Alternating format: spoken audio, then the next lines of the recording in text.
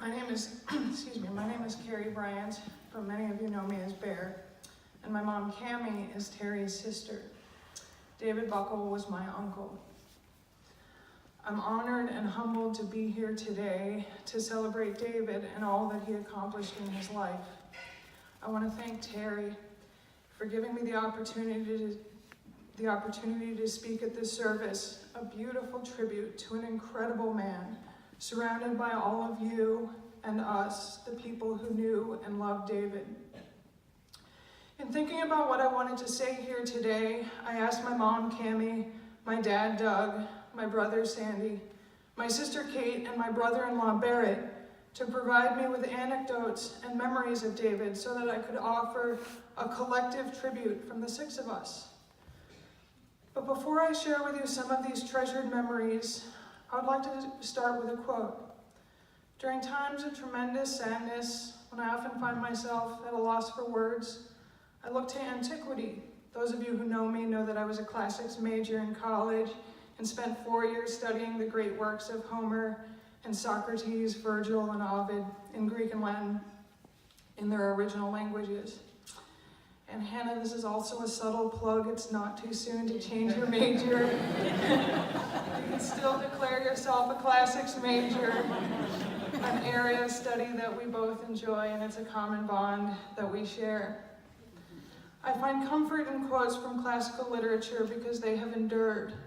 They have stood the test of time, and they can sometimes give more meaning to situations that either we struggle to understand or we have trouble fully grasping.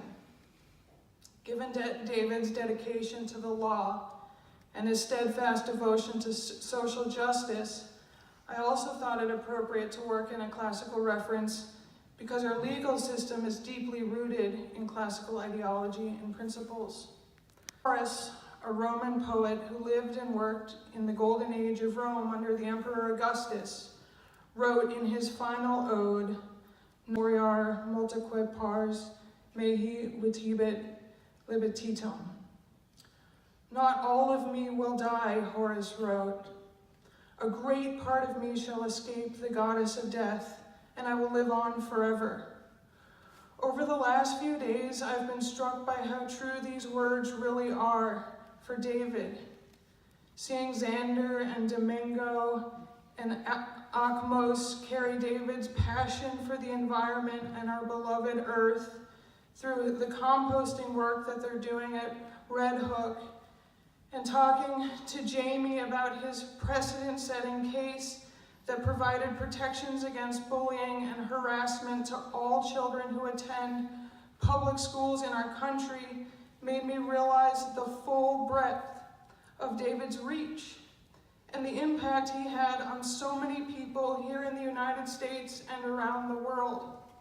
I feel so incredibly lucky that I had David in my life as a caring and compassionate uncle, and I'd like to share a few brief memories that my family and I have compiled of him. Sandy remembers going to a batting cage with Terry and David in Rochester, New York when he was about 6 or 7 years old. I can picture lots of things, but Terry and David at a batting cage is just not one of them. We only need to remind ourselves of the time when David was determined to coach Hannah's youth soccer team and went to the library to check out every book they had on coaching soccer because he didn't have the first clue about the sport, but he was going to be the best red coach on the intricacies of soccer tactics in 6-year-olds. I always also wanted to make Terry and David die-hard Patriots fans, but alas, I have fallen incredibly short.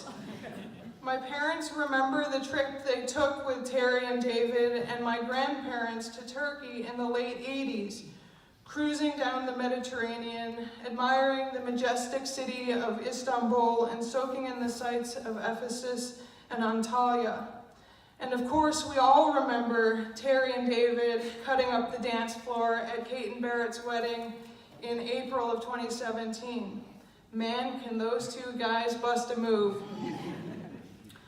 Although it's difficult for me to quantify memories, the memory of David that means the most to me happened in 2007 when David decided that for his 50th birthday, he did not want a celebration or lots of gifts.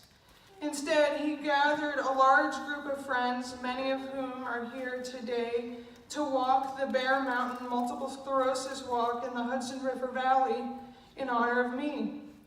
I had been diagnosed with MS only 3 years before and was still struggling not only to get the disease under control, but also to understand what it meant to be a 22-year-old living with a serious chronic illness. We had a great time at that walk, laughing, making new friends, raising funds for a cause that would no doubt help me live my best life possible, and getting some exercise to boot. Honestly, this memory really epitomizes David for me. Although there were so many reasons for the spotlight to be on him, he much preferred doing things for other people, silently and steadfastly working behind the scenes to create something meaningful and bigger than himself.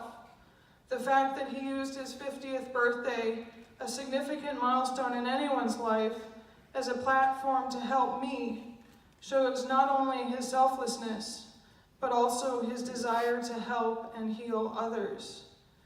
Doing so at such a vulnerable time in my life gave me this enduring, happy memory at an otherwise difficult time for me, and I'll treasure this forever.